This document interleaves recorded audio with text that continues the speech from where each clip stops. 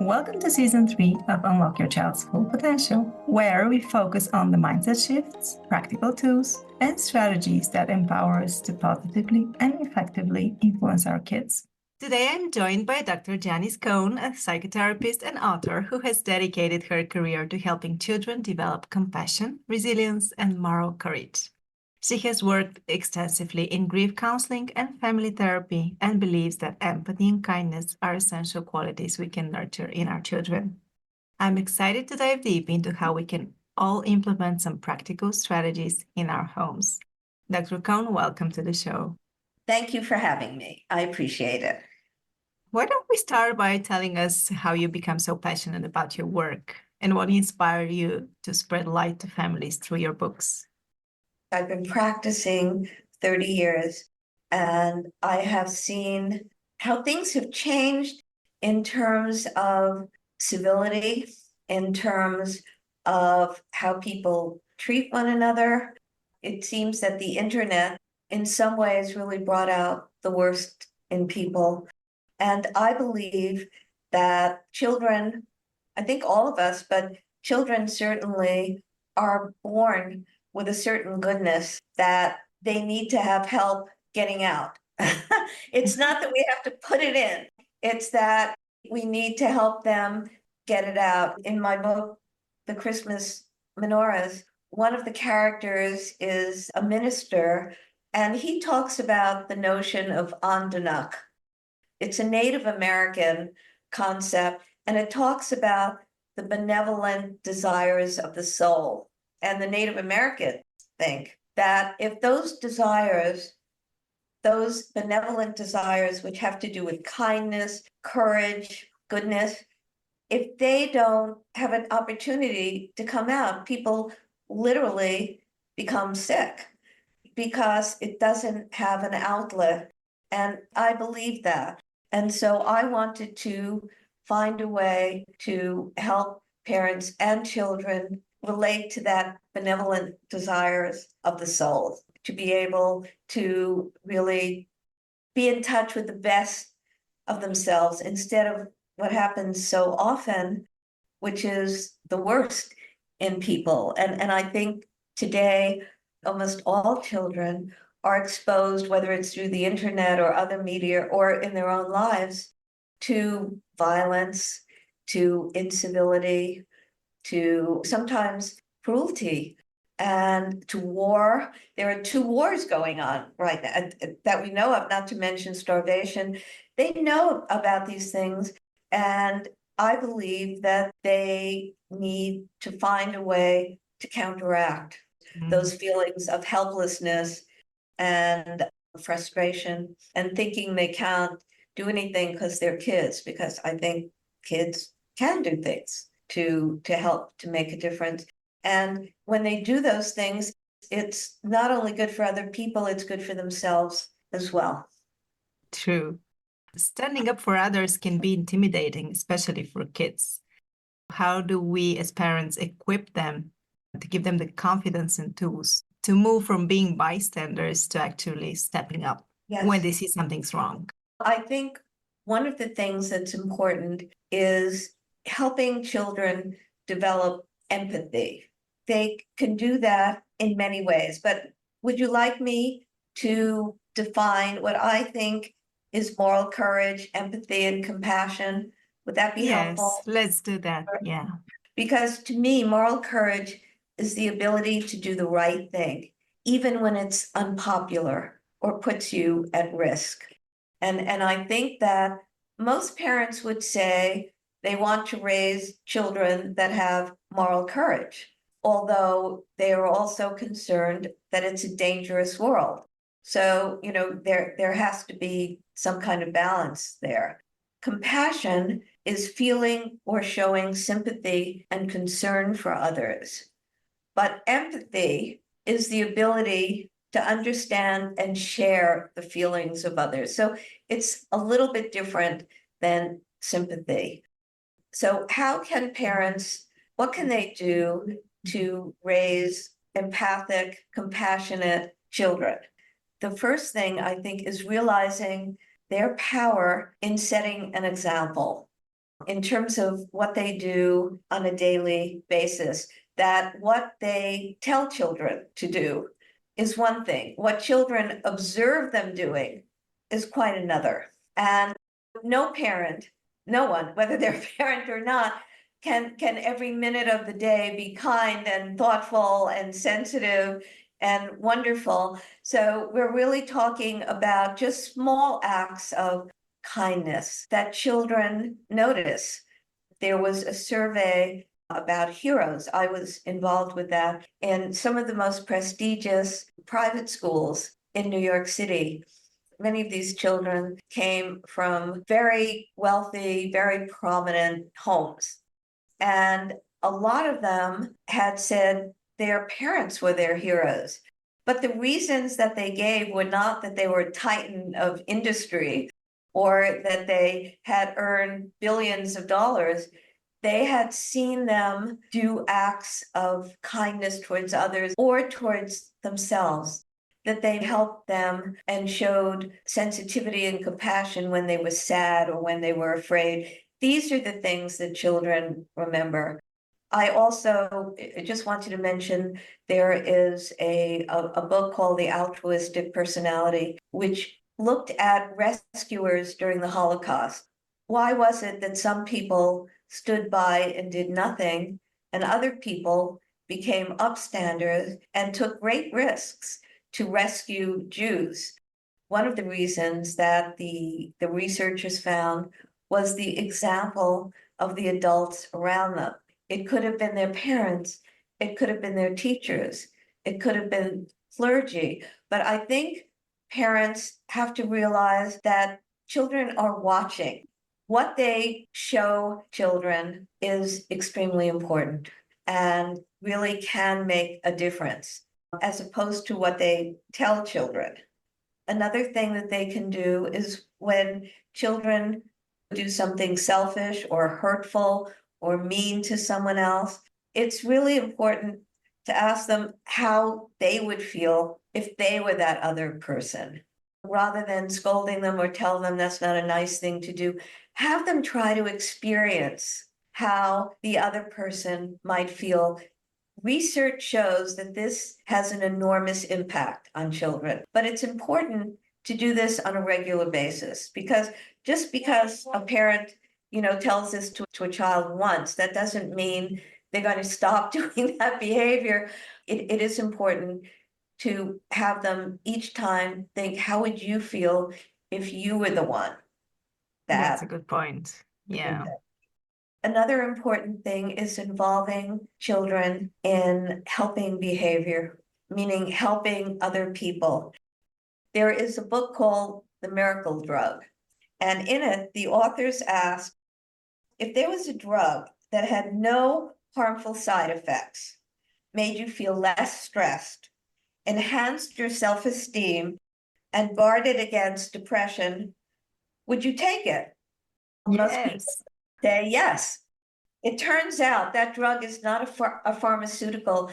That drug is helping other people. Now, it's true for adults, but it's particularly true for children. In fact, not only does it enhance self-esteem for doing something good, not for just getting up in the morning and having parents say, oh, you're marvelous, but for knowing that they have earned that. So it helps other people, but it also helps themselves. And every child is different. It could be helping in a soup kitchen. It could be helping an elderly neighbor, whatever a child feels comfortable doing. Yeah, and it comes to mind small examples around the house, helping your sister Yeah. make her bed, for example. And we as parents can just pay attention to that and say, thank you for helping your sister. Even they might not realize they're helping so much. That's an excellent point. You're right about that. Children sometimes don't realize. And so it's important to point that out, because every child, when you think about it, no matter what problems a child might have, no matter how challenged they are in various ways, there's no child that can't help another person in some way. And I believe that children are inherently good. If they misbehave, that's not on purpose. That's not because they want to push our buttons. It's just they're finding a way to do life. It's our job to guide them. I wanted to talk about bullying at school. You mentioned that earlier. Let's imagine a common bullying scenario. Let's say a child witnesses a classmate being teased or excluded during recess. It's not a physical bullying, but it's clear there is an emotional harm being done.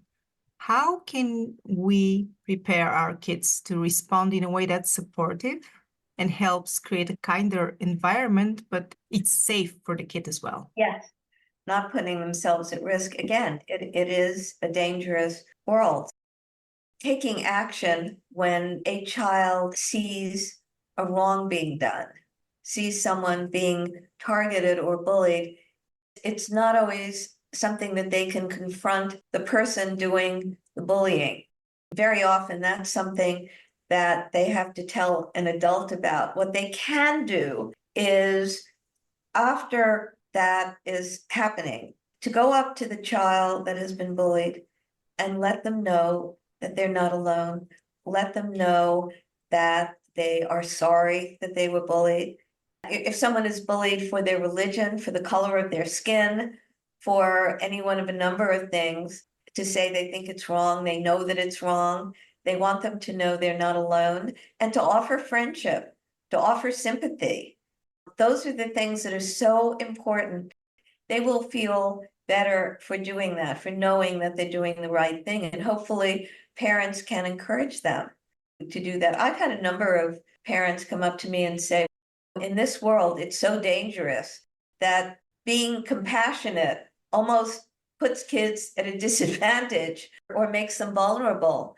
And so we talk about ways that they could show that without being in situations that might potentially be dangerous. There are always things that kids can do, and especially if it's cyberbullying. After that, have to send something, a private note or something to say, I am sorry, that was not fair, that was not right, I know that. How can I help? Yeah, I love that.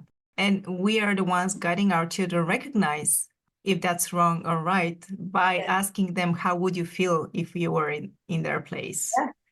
Exactly.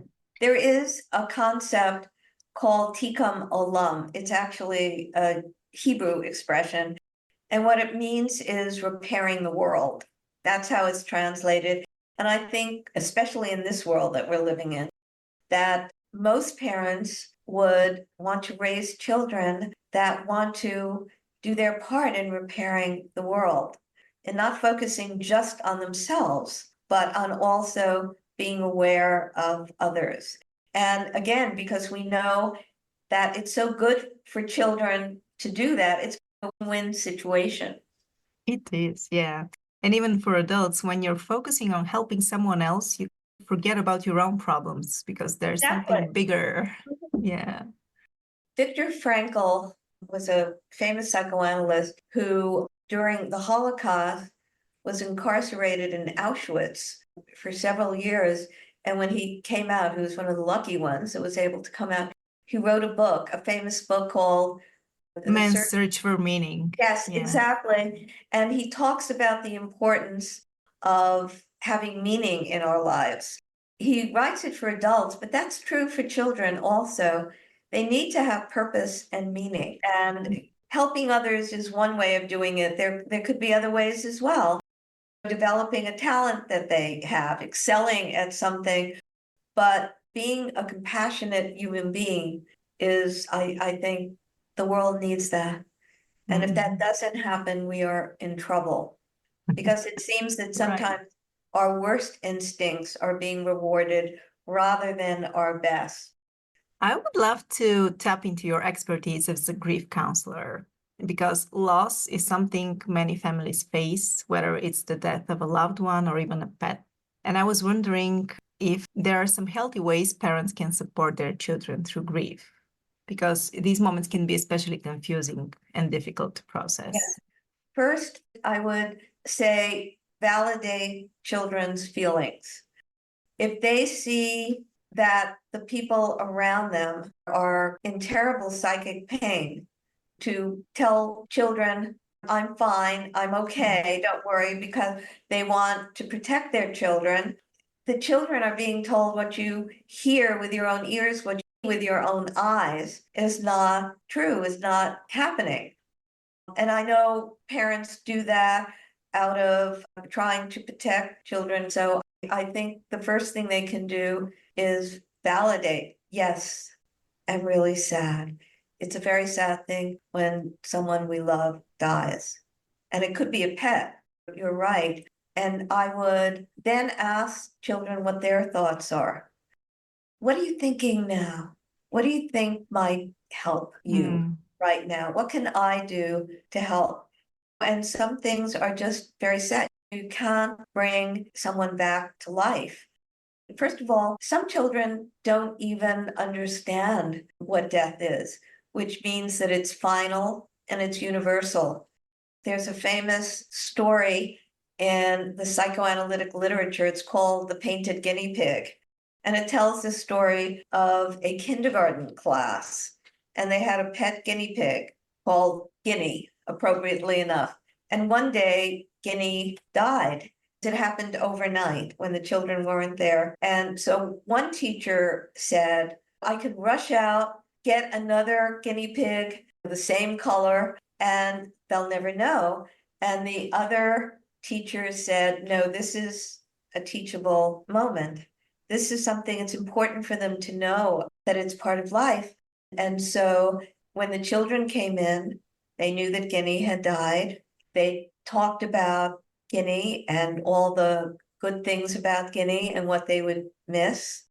And they had a funeral. They literally buried Guinea in the ground. And they purposely waited, I think it was about a month, before they got another pet. They didn't want to have the children feel that the pets were interchangeable. So the day had come finally when the teachers decided that they were going to get another guinea pig. And they purposely chose one that was different color, different markings, different everything. And the children came in and they said, oh, Guinea's back, but someone painted him. The teachers at first thought, what did they do wrong? They discussed the death. They had a funeral. They didn't try to hide it in any way. But what they didn't realize is that children's age largely determines how they think of death. Usually children up to 9 don't have the concept that death is final and universal. So if death isn't final, that means that Guinea can come back. I love that story because it shows that no matter how sensitive parents may be in describing what death is, that doesn't mean that a child will necessarily understand. So they can talk about the death of a grandfather and what it means. And the child can go to the funeral, and then the child may say maybe 2 weeks later, 2 months later, but grandpa's going to be at my birthday party, right? And the parents are thinking, oh, what did I do wrong? It's just, they didn't do anything wrong. They just have to understand that children don't necessarily understand It's what developmental. Yeah. yeah. But if the child is grieving, then we should openly discuss our own feelings and their feelings and ask how we can best support them. So And realize that it's a process, that no matter how sensitively it's done, people tend to underestimate how long a grieving process is. People think, oh, 2 months, 3 months. It can take sometimes a couple of years to really work through the process. I think that asking children what would help, what can they do to honor the person that died? I've worked with a lot of people that have dealt with the death of a loved one. And there are some people, including children, that they will say their grandparent, their parent, God forbid, if they had a parent who died, that they saw them. They came to them at night. They could feel their presence, and they told them that they're okay and they're in a better place. This is something that's very common, but people think, adults think if they've experienced that, they can't really tell anyone because they'll think they're crazy because it wasn't a dream. They know it wasn't a dream. And children sometimes feel this way. And the most important thing is just to listen respectfully and not tell them it's a dream if they truly believe that the person did come to them. Actually, when you think about it, none of us really knows what happens after death. So at the very least, it's comforting to feel that way. If a parent feels that they say, oh, honey, that was with the best possible of intentions, that was a dream, but what a lovely dream. No, who knows? Yeah. The important part is it's comforting, right? Yes, it's comforting and it validates. Thank you. And these are complex topics that you discuss in your books. Would you tell people more about the books you've written? I've written several, but two of them came out recently, and I would love to talk about those for a bit, if I could. One of them is called The Christmas Menorahs, How a Town Fought Hate. And it's actually a true story. And to me, this book really is about what the holidays, both Christmas and Hanukkah, are really about, the real meaning about both of them. One of the true meanings of Christmas is celebrating the teachings of Christ, one of the most important of which was loving our neighbors as ourselves. For Hanukkah, what it celebrates is the importance of religious freedom. With all the commercialism that is around the holidays these days, this really reflects the true meanings of the holidays. And it tells the true story of events that happened in Billings, Montana in 1993. There was an influx of neo-Nazis and skinheads, and they were targeting a lot of the town's minorities, and the town was trying to do everything that they could to fight this, but it was very hard to find these people. And there was also freedom of speech, even if it's hate speech. But as Christmas and Hanukkah approached, the Jewish community in town became these people's particular targets. Now, to give you an idea, there were 50 Jewish families approximately at that time. This was 1993, and 80,000 residents of Billings. So many people never even met a Jew, but the Jewish families who had displayed menorahs as a symbol of Hanukkah, the menorah would get smashed. Rocks would be thrown. Nobody knew who did it. And the Jewish families had been advised to take down their menorahs and Hanukkah decorations because it was too dangerous to put them up. And they refused, and they said, how would you feel if you were told that it was too dangerous to put up Christmas decorations, if it was too dangerous to put up a Christmas tree? So they refused to do that. And then one day in a Jewish home, the Schnitzer family, Isaac Schnitzer, a young boy, had displayed a menorah in his bedroom window. And there was a cinder block that was thrown at the menorah. Clearly, it was a child's bedroom window. It landed on his bed. Had he been in bed, he could have been seriously hurt, if not killed. His mother, Tammy Schnitzer, had converted to Judaism when she married Isaac Schnitzer's dad. But before that, she had been a Lutheran. So she knew what it was like to live in the town as a Christian and now to live in the town as a Jew. And she took action. She went public with what happened and what she was advised to do to take down the menorahs. And Margie McDonald had heard this. She was at that time, the head of the Montana Association of Churches. And she said, no, the answer is not for the Jewish families to take down their menorahs. The answer is for us put up pictures of menorahs in solidarity. And tens of thousands of residents did that, even though there was danger. There was a picture of a menorah that was put up in the Catholic high school, and there was a shotgun that was shot through the window. Luckily, nobody was hurt. People had to make very difficult decisions because no one knew how far these people would go. There were threats. They had to decide, but they did it anyway. And this goes back to parents showing an example. I went to interview the children in town, for the writing of my book. And they all knew about what had happened and what the adults in their lives had done. Their parents, their teachers, clergy. They had mostly talked about this decision as a family. Should we put up a menorah? Should we not put up a picture of a menorah? They were talking about doing the right thing to do. It's a great book for coming holidays.